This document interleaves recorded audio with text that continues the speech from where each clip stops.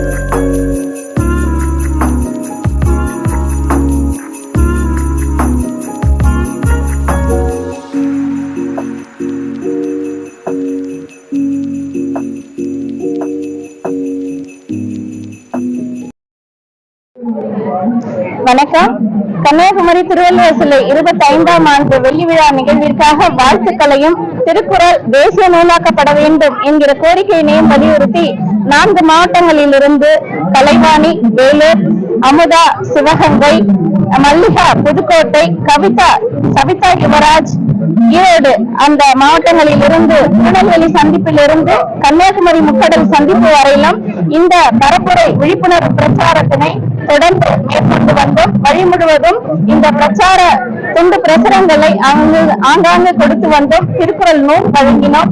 திருக்குறள் தேசிய நூலாக்கப்பட வேண்டும் என்கிற கோரிக்கையினையும் வலியுறுத்தி திருக்குறளின் சிறப்புகள் அனைவருக்கும் சேர்க்குமாறு கேட்டுக்கொண்டோம். இந்த பயணத்தில் வழியோரம் சாலையோரத்தில் இருந்த கடை வியாபாரிகள் மற்றும் பொதுமக்கள், மாணவர்கள் இந்த வெளிவிழா நிகழ்விற்கு பல மாவட்டங்கள், மாநிலங்களில் இருந்து வந்திருந்த சிறப்பு அழைப்பாளர்கள் மற்றும் பார்வையாளர்கள், பல்வேறு தமிழ் அமைப்புகளை சார்ந்தவர்கள், பள்ளி கல்லூரியை சார்ந்த ஆசிரியர்கள், பேராசிரியர்கள், பொதுமக்கள் என்று அனைவரும் சந்தித்து இந்த பிரச்சாரத்தை கொடுத்தோம். திருக்குறள் நூல் வழங்கினோம். இந்த நிகழ்வினை சிறப்பாக முன்னெடுத்த தமிழக அரசுக்கு வாழ்த்துக்களையும் தெரிவித்து மகிழ்ந்தோம். திருக்குறள் நூல் தேசிய நூலாக்கப்பட வேண்டும் என்ற கோரிக்கையும் வலியுறுத்தினோம்.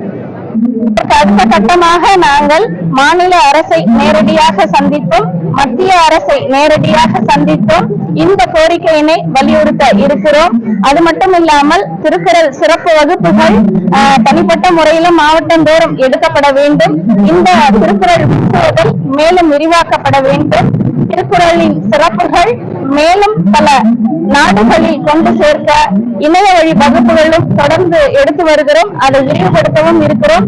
அது மட்டுமல்லாமல் யுனெஸ்கோ, ஐநா சபையில் திருக்குறள் புனித நூலாக்கப்பட வேண்டும் என்கிற கோரிக்கையினை அடுத்த கட்டமாக கொண்டு செல்ல இருக்கிறோம்.